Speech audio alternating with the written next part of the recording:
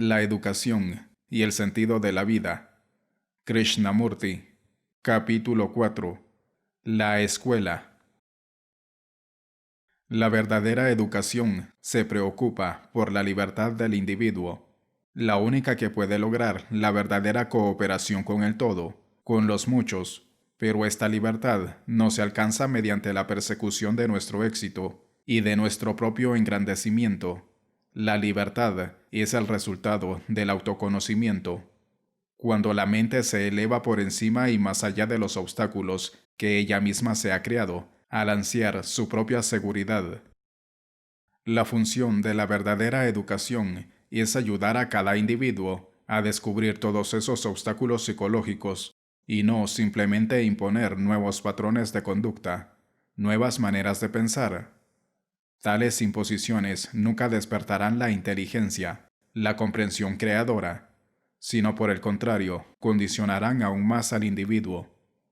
Evidentemente, esto es lo que está sucediendo en todas partes del mundo, y es por eso que nuestros problemas continúan y se multiplican. Es solo cuando empezamos a entender la profunda significación de la vida humana que puede haber verdadera educación. Pero para entender, la mente debe liberarse inteligentemente del deseo de recompensa que engendra el temor y la conformidad. Si consideramos a nuestros hijos como propiedad personal, si para nosotros ellos son la continuación de nuestros pequeños egos y la realización de nuestras ambiciones, entonces crearemos un ambiente, una estructura social en la cual no hay amor, sino la persecución de nuestras ventajas egocéntricas. Una escuela que tiene éxito en el sentido mundano es casi siempre un fracaso como centro educativo. Una institución grande y floreciente en la que se educan cientos de niños, con el éxito y la ostentación que la acompañan, puede producir empleados de bancos, supervendedores, industriales o comisarios, gente superficial que son técnicamente eficientes, pero solo hay esperanza en el individuo integrado, que únicamente las escuelas pequeñas pueden ayudar a crear. Y es por esta razón que es mucho más importante tener escuelas con un número limitado de alumnos y verdaderos educadores que practicar los últimos y mejores métodos en grandes instituciones. Desgraciadamente, una de nuestras más desconcertantes dificultades es que pensamos que debemos operar en gran escala. La mayor parte de nosotros queremos grandes escuelas con imponentes edificios, aunque evidentemente no sean buenos centros educativos, porque queremos transformar o afectar lo que llamamos las masas. Pero, ¿qué son las masas? Usted y yo. No nos perdamos en el pensamiento de que las masas deben también recibir verdadera educación. La consideración de las masas es una forma de escape para librarnos de una acción inmediata. La verdadera educación llegará a ser universal si empezamos por lo inmediato. Si nos entendemos nosotros mismos en nuestra relación con nuestros hijos, con nuestros amigos y vecinos, nuestros propios actos en el mundo en que vivimos, en el mundo de nuestra familia y de nuestros amigos, ejercerán una influencia y un efecto cada vez más amplios. Al darnos cuenta perfecta de nosotros mismos en todas nuestras relaciones, empezamos por descubrir las confusiones y limitaciones que existen dentro de nuestro ser, de las cuales estamos ahora ignorantes, y al darnos cuenta de ellas, las comprenderemos y las eliminaremos.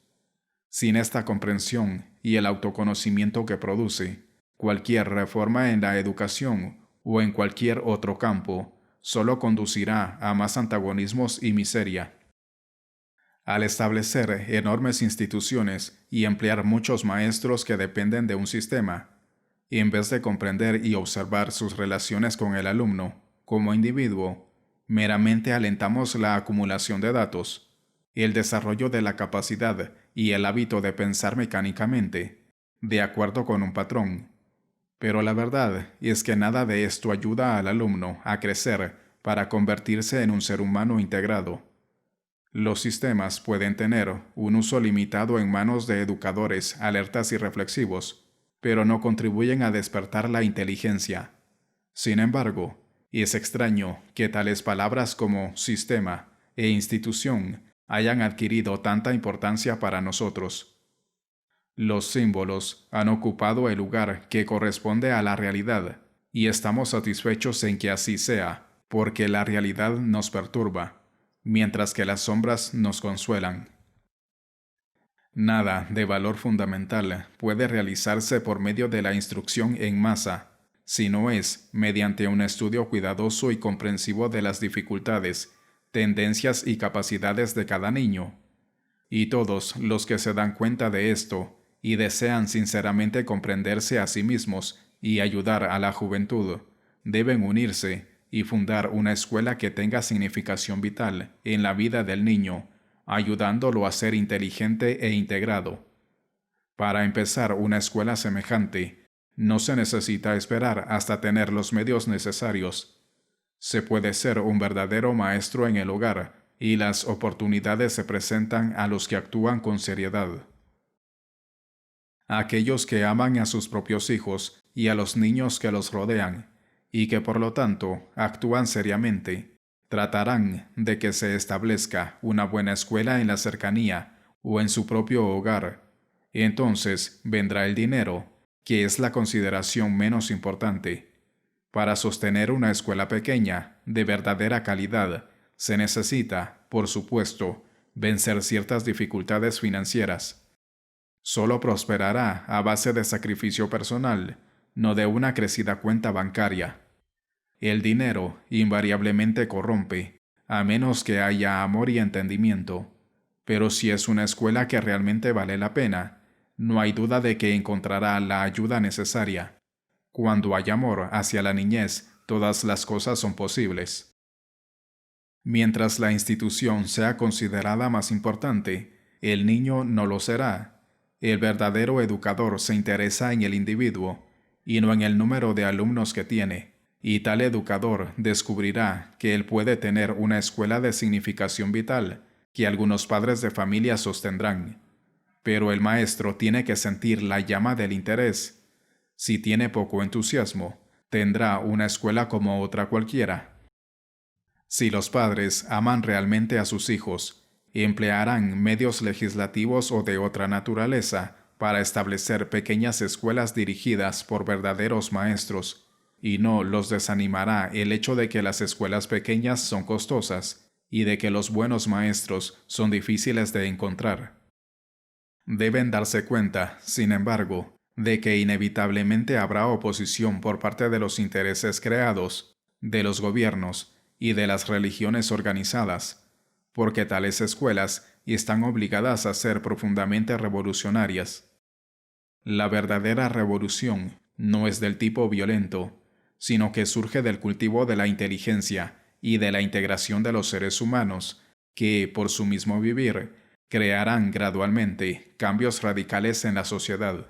Pero es de la mayor importancia que todos los maestros en una escuela de esta clase se reúnan voluntariamente sin que sean persuadidos o escogidos, porque libertarse voluntariamente de toda traba mundana es la única base verdadera para un verdadero centro educativo. Si los maestros han de ayudarse mutuamente y los alumnos han de comprender los verdaderos valores, tiene que haber una constante comprensión en sus relaciones diarias. En la soledad de una pequeña escuela, es fácil olvidar que hay un mundo externo lleno de conflictos, destrucción y miseria que aumentan constantemente. Y ese mundo no está separado de nosotros, por el contrario, es parte de nosotros, porque hemos hecho de él lo que es, que si ha de haber un cambio fundamental en la estructura de la sociedad, la verdadera educación es el primer paso. Solo la verdadera educación, y no las ideologías, los líderes y las revoluciones económicas, puede ofrecernos una solución duradera para nuestros problemas y miserias.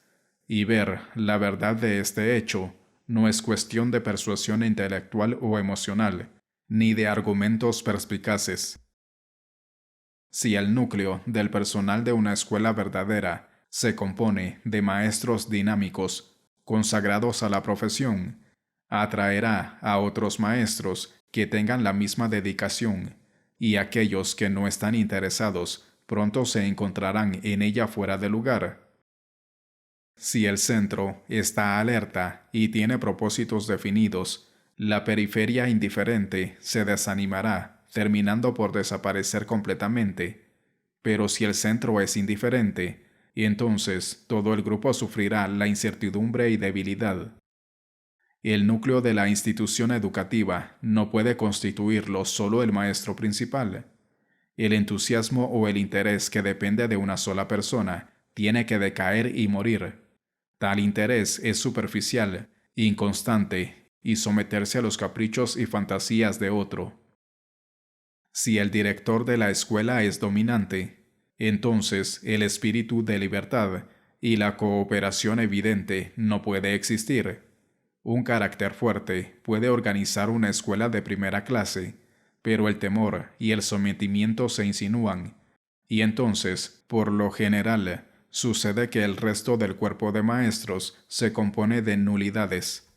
Un grupo así no conduce a la libertad individual, ni a la comprensión. El personal de una escuela no debe estar sometido al dominio del director, y el director no debe asumir toda la responsabilidad. Por el contrario, cada maestro debe sentirse responsable del todo. Si hay solamente unos pocos que están interesados, entonces la diferencia o la oposición del resto impedirá o desacreditará el esfuerzo general. Alguien puede dudar que una escuela pueda administrarse bien sin una autoridad central, pero esto nadie lo sabe realmente, porque nunca se ha probado. Indudablemente, en un grupo de verdaderos educadores no surgirá nunca el problema de la autoridad. Cuando todos se están esforzando por ser libres e inteligentes, la cooperación de unos con otros es posible en todos los niveles. Para aquellos que no se han dedicado nunca profunda y perdurablemente a la tarea de impartir verdadera educación, la falta de una autoridad central puede parecer una teoría impracticable. Pero si uno se dedica completamente a la verdadera educación, entonces no necesita ni el estímulo ni la dirección, ni el control de nadie. Los maestros inteligentes son flexibles en el ejercicio de sus facultades, al mismo tiempo que tratan de ser indudablemente libres. Se ajustan a los reglamentos y hacen lo que es necesario para beneficio de toda la escuela. Un serio interés es el principio de la inteligencia, y ambos se fortalecen por medio de la aplicación. Si uno no entiende las implicaciones psicológicas de la obediencia, la simple decisión de no obedecer a la autoridad conducirá a la confusión.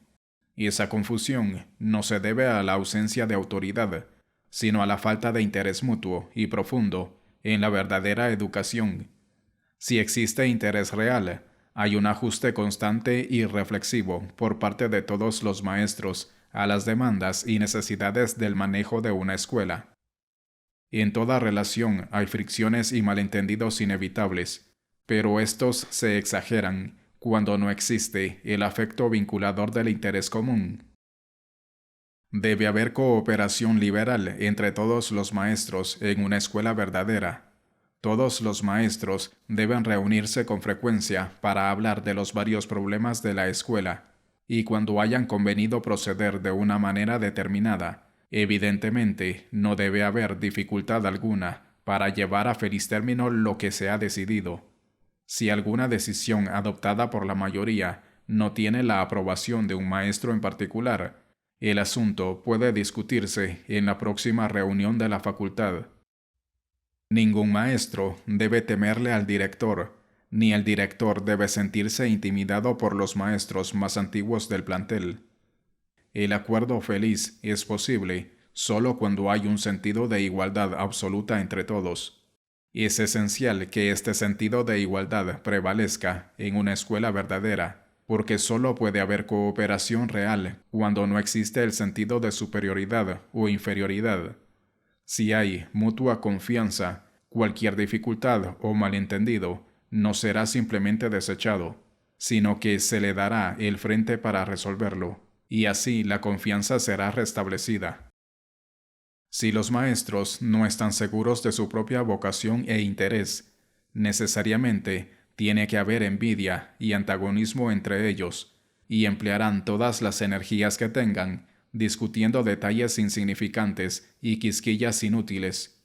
Mientras que si hay un ardiente interés en lograr la educación apropiada, todas las irritaciones y desavenencias superficiales rápidamente se pasarán por alto.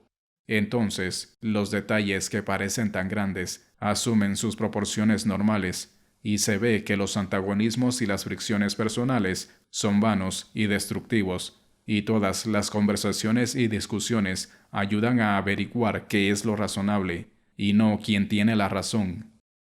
Las dificultades y las desavenencias deben discutirse siempre entre los que trabajan juntos con una común intención, porque esto ayuda a aclarar cualquier confusión que pueda existir en nuestro pensar.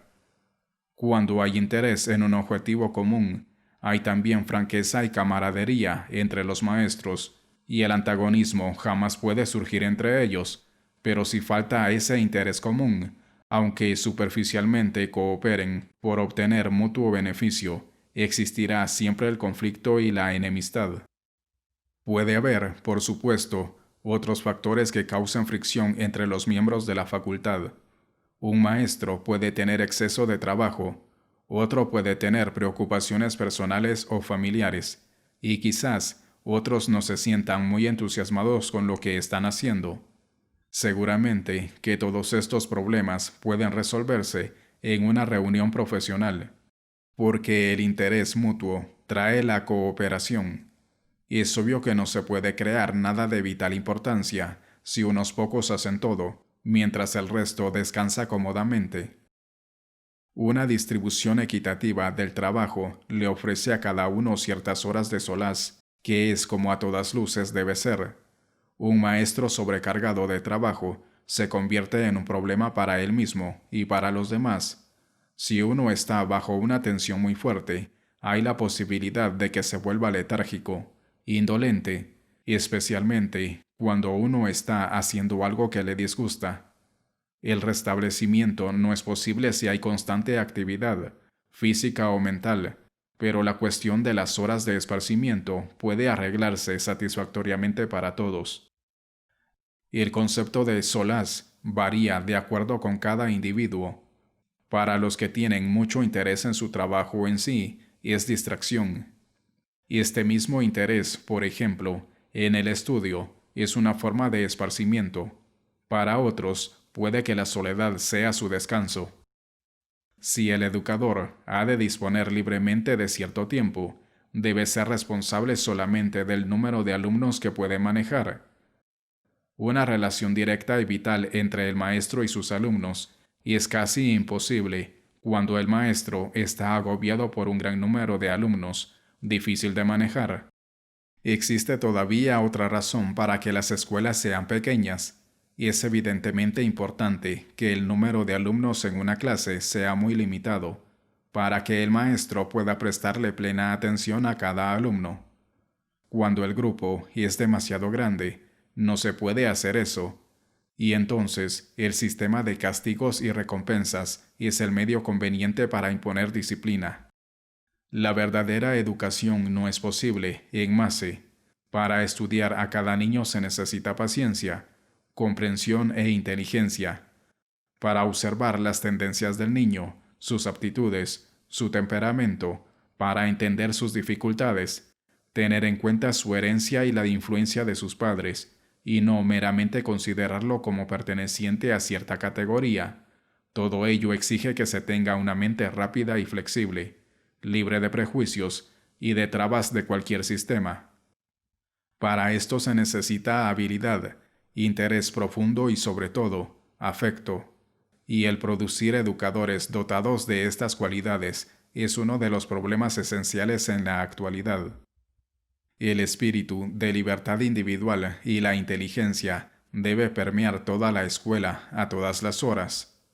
Esto no puede dejarse a la casualidad, y el mencionar accidentalmente las palabras libertad e inteligencia de vez en cuando tiene muy poca significación. y es particularmente importante que alumnos y maestros se reúnan con regularidad para discutir todos los asuntos relacionados con el bienestar del grupo. Debe también organizarse un consejo de estudiantes, con representantes de los maestros, que pueda resolver todos los problemas de disciplina, limpieza, alimentación, etc., y que pueda también ayudar a guiar a los alumnos descuidados, indiferentes u obstinados. Los estudiantes deben elegir de entre ellos a los que van a tener la responsabilidad de llevar a la práctica las decisiones y ayudar en la supervisión general de la escuela. Después de todo, el gobierno propio de la escuela es una preparación para el gobierno propio más tarde en la vida. Si mientras está en la escuela aprende a ser considerado con los demás, impersonal e inteligente en cualquier discusión relacionada con sus problemas diarios, cuando sea mayor, podrá enfrentarse efectiva y desapasionadamente con las más grandes y complejas pruebas de la vida. La escuela debe estimular a los niños a que entiendan sus mutuas dificultades y peculiaridades, su modo de ser y su temperamento, porque así, cuando crezcan, serán más reflexivos y tolerantes en sus relaciones con los demás. Y este mismo espíritu de libertad e inteligencia debe prevalecer en todos los estudios del niño. Si ha de ser creativo y no simplemente un autómata, no se debe estimular al alumno a que acepte fórmulas y conclusiones. Aún en el estudio de la ciencia, el maestro debe razonar con el alumno, ayudándole a captar el problema en todos sus aspectos y a usar su propio juicio. Pero, ¿qué podemos decir con respecto a la orientación del niño? ¿No deberá existir ninguna orientación? La respuesta a esta pregunta depende de lo que se entiende por orientación. Si los maestros han desterrado de sus corazones todo temor y deseo de dominio, entonces pueden ayudar al alumno a tener libertad y comprensión creativa. Pero si hay un deseo consciente o inconsciente de guiarlo hacia una determinada meta, entonces está claro que obstaculizan su desarrollo. La orientación hacia un objetivo determinado, ya creado por uno mismo o impuesto por otro, echa a perder la acción creativa. Si el educador está preocupado por la libertad individual y no por sus propios conceptos preconcebidos, ayudará al niño a descubrir la libertad estimulándole a comprender su propio ambiente, su propio temperamento, sus antecedentes religiosos y familiares, con todas las influencias y efectos que posiblemente tiene sobre él. Si hay amor y libertad en los corazones de los maestros, se aproximarán a cada alumno atento a sus necesidades y dificultades. Y entonces no serán meros autómatas que actúen de acuerdo con métodos y fórmulas, sino seres humanos espontáneos, siempre alertas y vigilantes. La verdadera educación debe también ayudar al alumno a descubrir sus intereses.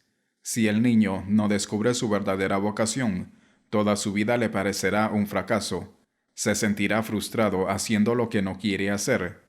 Si quiere ser artista, y en vez de eso es escribiente en una oficina, pasará su vida quejándose y languideciendo.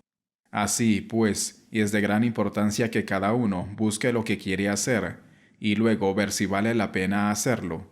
Un muchacho puede querer ser soldado, pero antes de que se prepare para ello, debe ayudársele a descubrir si la vocación militar es beneficiosa para toda la humanidad. La verdadera educación debe ayudar al alumno, no solo a desarrollar sus capacidades, sino también a entender su interés supremo. En un mundo arruinado por las guerras, la destrucción y la miseria, uno debe ser capaz de establecer un nuevo orden social y crear una manera diferente de vivir. La responsabilidad de organizar una sociedad pacífica y culta descansa principalmente en el educador, y es obvio, sin que se excite por ello, que el educador tiene la grandísima oportunidad de ayudar en el logro de esa transformación social. La verdadera educación no depende de los reglamentos del gobierno, ni de los métodos de un sistema determinado, sino que está en nuestras propias manos, en las manos de los padres y de los maestros. Si los padres se cuidaran de sus hijos, establecerían una nueva sociedad, pero fundamentalmente a la mayoría de los padres de familia no les importa este asunto, y por lo tanto no tienen tiempo para tan urgente problema. Tienen tiempo para hacer dinero, para divertirse, para ritos y cultos, pero no tienen tiempo para considerar cuál es la verdadera educación para sus hijos. Es un hecho que la mayoría de la gente no quiere enfrentar. El hacerle frente significaría que tendrían que abandonar sus diversiones y distracciones, y eso es precisamente lo que no están dispuestos a hacer. Por consecuencia, envían a sus hijos a la escuela, donde el maestro no se preocupa por esos hijos más que ellos mismos. ¿Y por qué habría de preocuparse el maestro? Enseñar es para él una clase de trabajo, un medio para ganar dinero. El mundo que hemos formado es tan superficial, tan artificial, tan feo, si uno lo mira por detrás del telón, y por eso decoramos el telón, esperando que de algún modo salga bien. Desgraciadamente, la mayor parte de la gente no toma la vida en serio, excepto tal vez cuando se trata de hacer dinero, de alcanzar poder o de buscar excitación sexual. No quiere hacer frente a las otras complejidades de la vida, y es por eso que cuando sus hijos crecen, están poco desarrollados y tan desintegrados como sus padres, en constante lucha con ellos mismos y con el mundo.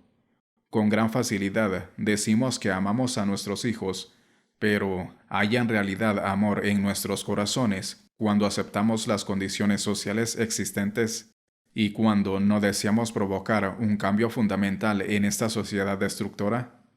Y mientras confiemos que el especialista eduque a nuestros hijos, la confusión y la miseria continuarán, porque el especialista está desintegrado él mismo por ocuparse de la parte y no del todo. En vez de ser la más honrada y responsable de las ocupaciones, la educación se considera con menosprecio, y la mayor parte de los educadores siguen una línea de conducta rutinaria. Realmente no están interesados en la integración, ni en la inteligencia, sino en impartir información. Y un hombre que solo imparte información, sin considerar que el mundo se derrumba a su alrededor, no es un verdadero educador. Un educador no es un simple informador, sino el que señala el cambio hacia la sabiduría y la verdad. La verdad es mucho más importante que el maestro. La búsqueda de la verdad es religión, y la verdad no es patrimonio de ningún país ni de ningún credo, ni se encuentra en templo alguno, ni en una iglesia, ni en una mezquita. Sin la búsqueda de la verdad, la sociedad se deteriora en corto tiempo. Para crear una nueva sociedad, cada uno de nosotros tiene que ser un verdadero maestro, lo cual significa que tenemos que ser alumno y maestro, tenemos que educarnos a nosotros mismos. Si ha de establecerse un nuevo orden social, los que enseñan solo por ganarse un sueldo, evidentemente no tienen un lugar como maestros. Considerar la enseñanza como un medio para ganar la subsistencia es explotar a los niños en beneficio propio. En una sociedad inteligente, los maestros tienen que preocuparse por su propio bienestar y la comunidad proveerá sus necesidades. El verdadero maestro no es el que ha levantado una impresionante institución educativa, ni el que es instrumento de los políticos, ni el que está sujeto a un ideal, o una creencia o a un país. El verdadero maestro es rico interiormente y por lo tanto no pide nada para él, no es ambicioso, ni busca el poder en forma alguna.